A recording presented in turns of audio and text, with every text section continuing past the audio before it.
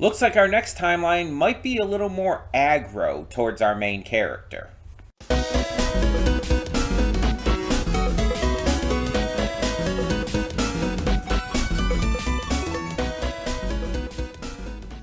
Before we get to today's video, I want to take a moment to talk about Patreon.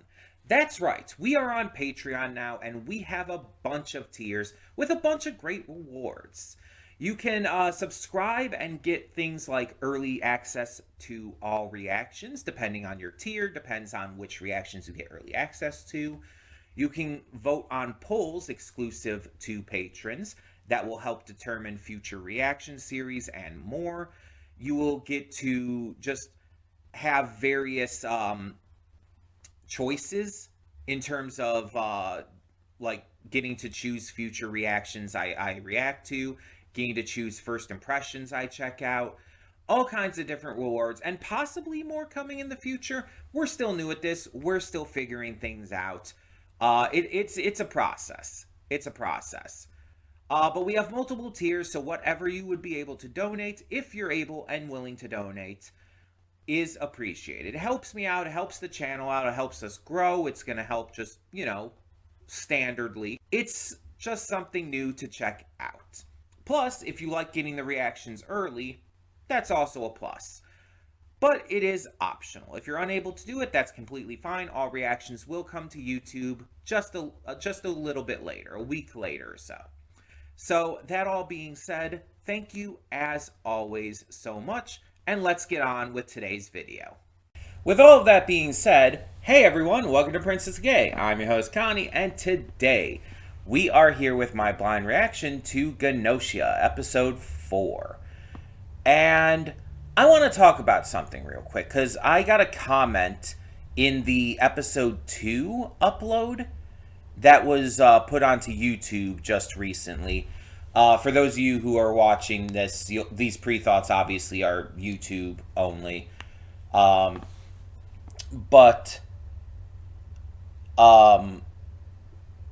for those of you who are obviously watching on YouTube, keep in mind that I am recording these a week ahead of time for Patreon. And so when episode 3 was already up when episode 2 went live and all, so yada yada. So keep that in mind. That's why I'm addressing this 2 episodes after. But I got a comment that was explaining to me more about the entire gender breakdown kind of thing. And especially in regards to what Rockio said about asexuality and all. But there's a specific reason for this. So, according to this commenter, there's a non-binary third gender that is used in this series, the game that it's based off of as well, called Hansei, or Han for short. And I'm reading from the comment here. It's apparently the English equivalent would be pangender. That due to in-universe reasons plus stereotypes is strongly linked to asexuality. So that's where that kind of comes from.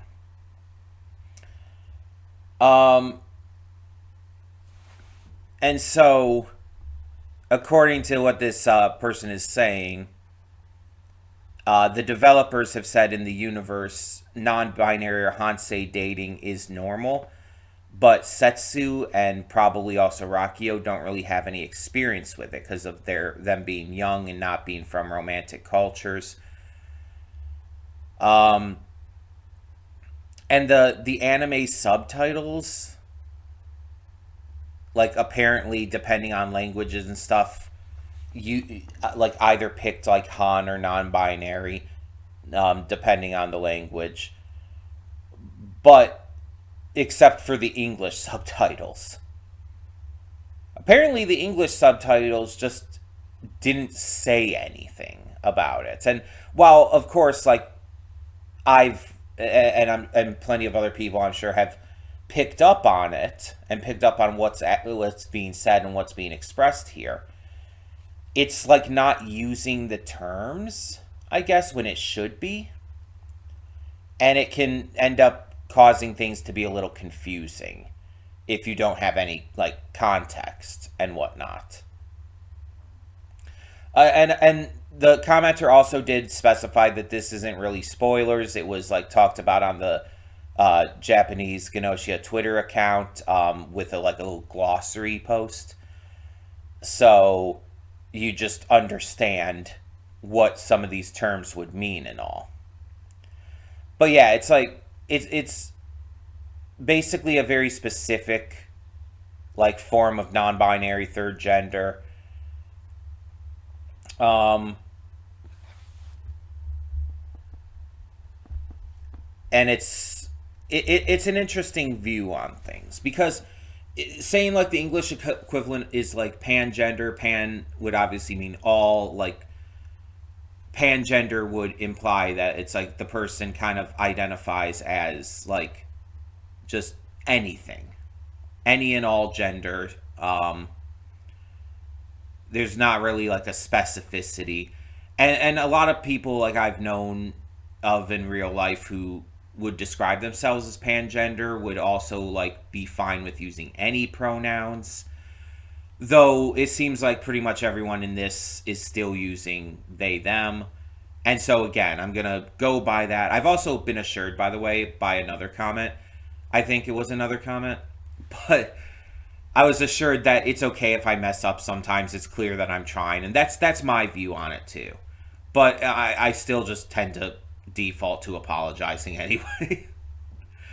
But yeah, that whenever like I'm in public or something and someone misgenders me or something, I don't usually mind it at all because I know they just probably don't know.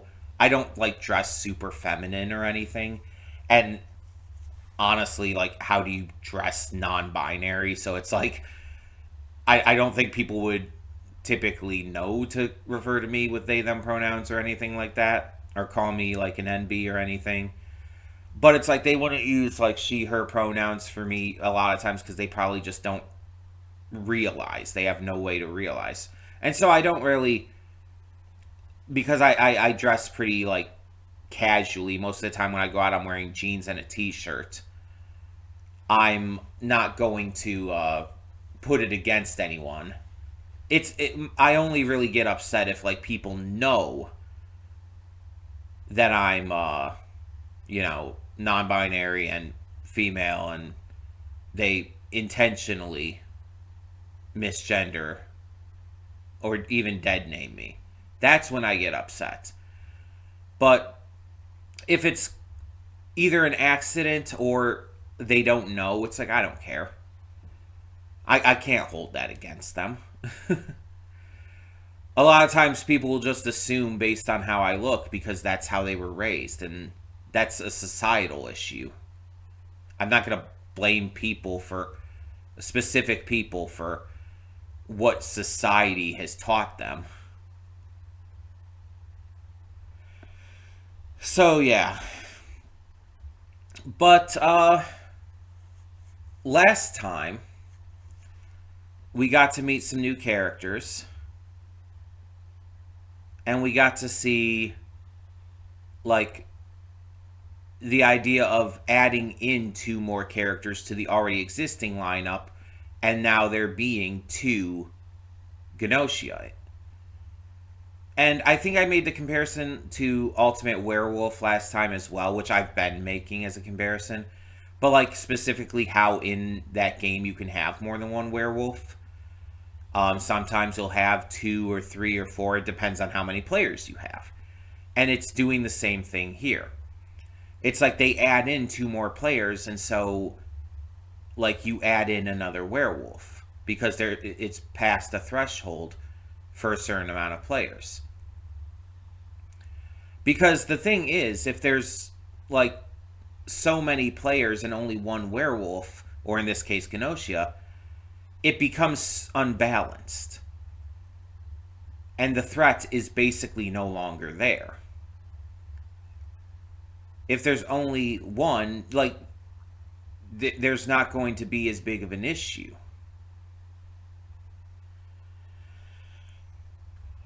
There'll be likely more of a chance to catch because people will be able to like figure things out through talking to each other and interacting with each other better. And in the game of Werewolf, there's also other roles that would help with that, and yeah. And speaking of, we also got last episode a new role. Because Yuri was shown that they can like look into a person's information. And they can ask the computer once per day to do basically a check on someone, and it will determine with 100% accuracy if they are or are not a Gnosia. And so, in order to find the two Gnosia, they just go about the thing as normal, and Rakio ends up being frozen. But then the one dude who had the like fake alien skin and all, he's not actually like an alien gray, but he ends up being shown to be the other one. His voting action kind of conflicted with what he was saying prior. He voted against Yuri despite having sided with him during the discussion. And Yuri kind of put it together with other information that he and Rakio had been the Gnosia together and had been working together with this plan. While Rakio had been frozen, he was still going, they were still going along with it, the alien gray one. They were still going along with it, trying to complete the plan. And did not work because Yuri saw through that. But now we also found out through the last episode that just succeeding and catching both Gnosia and freezing them is not enough to end this time loop. And it's more than likely because of the fact that there's something else that needs to be done. Whether there's something that needs to be done before they succeed or there's something else completely separate, we don't know. But that's not what's going to stop the time loop. I also posited the theory that maybe it's just going to always happen because Yuri has the cube thing, and it'll only be able to stop if Yuri gets rid of that prior to succeeding. I don't know. It's kind of hard to say exactly what the rules are in universe until we're told them.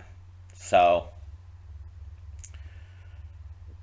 this has definitely been really fascinating so far, and I'm very excited to see where it goes, especially with us now entering another loop where right away Yuri is told that they're basically being targeted for apparently no reason, but I guess we'll see what happens. It was another new person joining in, and so we might have multiple new people. The lineup could have just added more, or we could be changing the lineup. Don't know yet.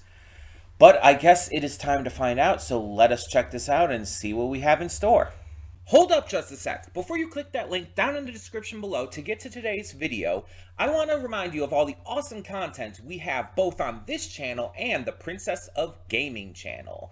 Let's check it out.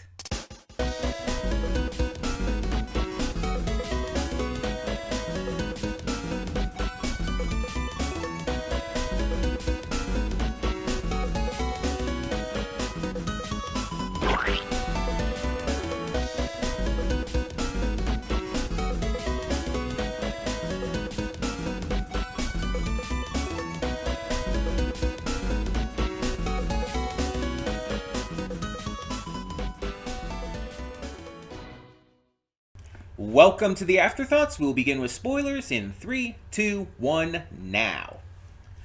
Thank God they didn't wait any further. I am sick of shows that take forever to have like big reveals like this. I've talked about this in the past with various things I've reacted to. I'm personally just not a fan of when a show takes forever to make a big reveal. Whether it's a reveal that we as viewers have already figured out, or if it's a reveal that like has literally been told to us in the show, but the characters don't know about it for one reason or another.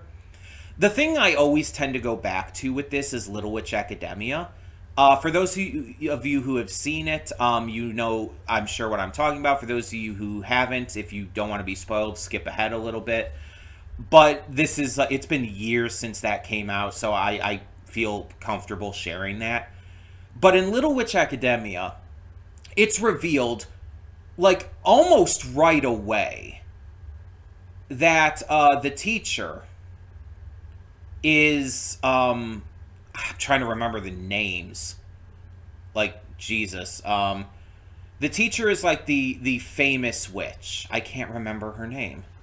Oh my god, that's gonna bother me. Hold on. I know, I remember Akko's name and Susie. Little Witch, it's been so long. Academia, Akko's idol, I guess would be the best way to put it. Ursula. Shiny Chariot, that's it. But yeah, you find out like almost right away that Ursula is Shiny Chariot.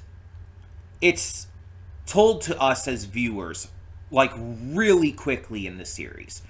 But then you have to go throughout the entirety of the rest of the series like watching painfully Akko not learning this. Despite there being so many opportunities to do so, despite there being so many moments that would be logical for her to learn that Ursula is Shiny Chariot, it's frustrating because we as viewers have to sit on this knowledge without the character figuring this out until like pretty much the end of the series. And mind you, the way it's executed at the end is good. I will admit that. It's executed well. But it's still, I feel, would have been better to reveal it to Akko earlier on, at least halfway through the series. And there's been other examples I could give as well, but the point is that when a show sits on knowledge that would, you know, be beneficial to reveal for so long, it annoys me. It bothers me. Whether, again, it's knowledge that we as viewers know and the characters should but don't, or if it's knowledge that that we as viewers don't have confirmed yet, but feels like it should be based on the narrative. Another example I could give was like Owl House, with Camila finding out about Luz not having gone to camp and everything. And again, the way that ended up actually being handled and explained worked out excellently. I will fully acknowledge that. But it's another one of those things where it's like, it actually made me temporarily drop the show because I was getting annoyed by it taking so long to have that like known by Camila. But either way, I'm glad that this series, I don't know how it's done exactly in the game. I don't know what the pacing of that is comparatively. But I'm so glad that this series didn't wait long. It's only episode 4. And we had this big reveal of information. We have Setsu not only revealing to Yuri that they also have the cube still, that they're also still looping, but we have the reveal of what the cube is. It is this, I guess, other dimensional life form that feeds on knowledge. It's completely like innocuous. It's not a danger to anyone that we know of right now. It's completely harmless, generally speaking. But it traps its host in this time loop in order to gain knowledge. And I guess in terms of Setsu and Yuri, it's trapping them specifically in this loop with the Gnosia and all of this, because it can use this to gain knowledge through different timelines, having different people here, and like, the hosts getting to learn more about each of the different people on there, as well as each other and stuff. It's absolutely beneficial for the cube's goal. So that's fascinating, because I had no idea, and I would probably never have guessed that this thing was a living being, that it was like actually, like, sentient to some degree. It's almost like a parasite, but like a non-harmful one. But yeah, it's like that's such a fascinating reveal, and it changes a lot. Plus the fact that Setsu knows about Yuri also having the loops and everything this entire time, every loop like they've known, is also a fascinating reveal. Because I was kind of questioning that.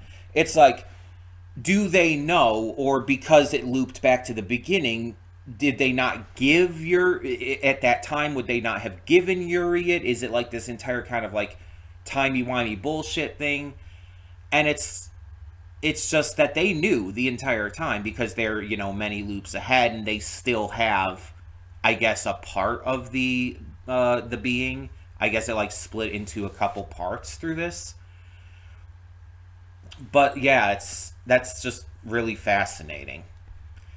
This episode was mostly about like revealing this information, as well as Yuri and Setsu kind of like growing closer in terms of a relationship.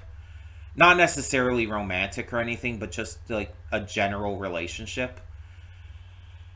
It showed that they have this common goal, and that like the actual like mind games of this all aren't really what's important anymore. The social deduction aspect is just a way to gain this information. And the final loop for either of them is the only one that's going to really be important, because that's the one that's going to break them out of it. So they just have to keep an eye on how much information they've gathered so far, and make sure that they don't, get frozen in the last loop. This is like just such a fascinating idea, because the first 3 episodes of this, you think that, the social deduction game that they're doing is the important aspect of this. But then in episode 3, it ends up proving otherwise, when, defeating the Gnosia doesn't actually stop anything. And so episode 4 explains why that is, as well as gives us this other big information, and it just changes everything. So, more so than the actual voting and stuff, which might not even be like a huge focus from this point on, the focuses, I feel, are going to be more on Yuri and possibly even Setsu interacting with the rest of the crew. The character interactions and developments and depths are going to be much more important going forward. Now, Setsu has told Yuri to still play along, play the role, because that's the best way to gather this information and achieve this goal. You definitely still want to continue to play along, and in every loop, continue to do everything you need to go along with it, so you can gather more information. And with more new characters being introduced, that's going to help with that. At the end, we get 2 new characters. We don't know anything about either of them right now. But we have this one dude. I still have this up. So we have this one person who looks pretty plain, pretty average.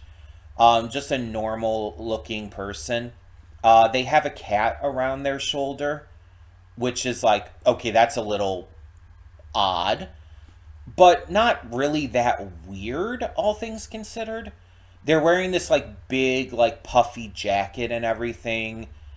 But like there's nothing that like makes them look like wholly like unique or special, and that might be intentional. They might look like a pretty average person on purpose to balance it out between not only the other character we see, but just other characters we've already seen.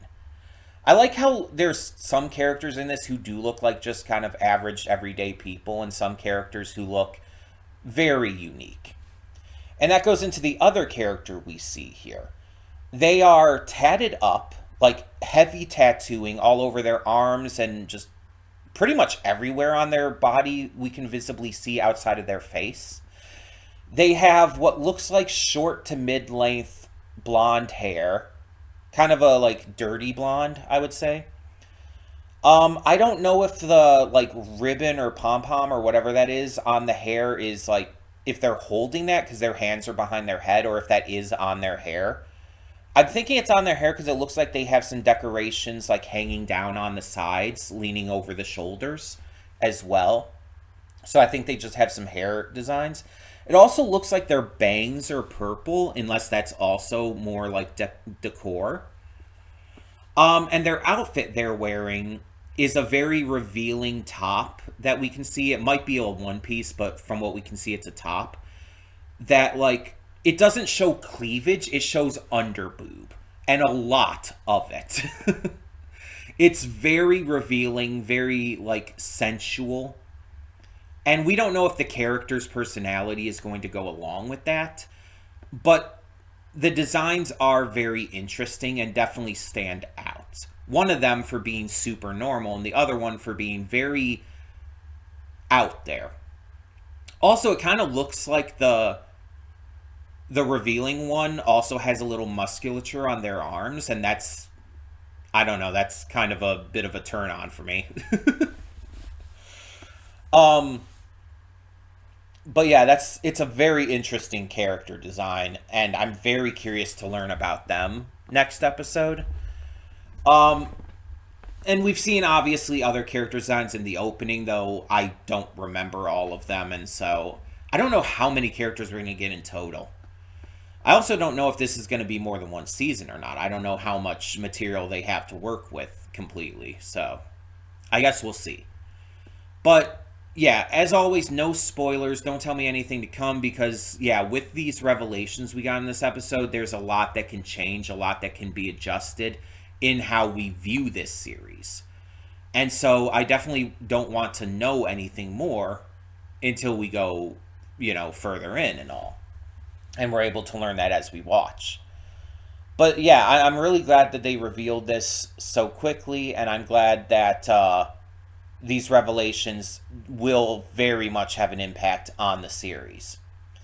But that being said, thank you so much, as always, for tuning in. Let me know your thoughts below without spoilers. And for now, I'm Connie, and I'm signing off. See y'all next time.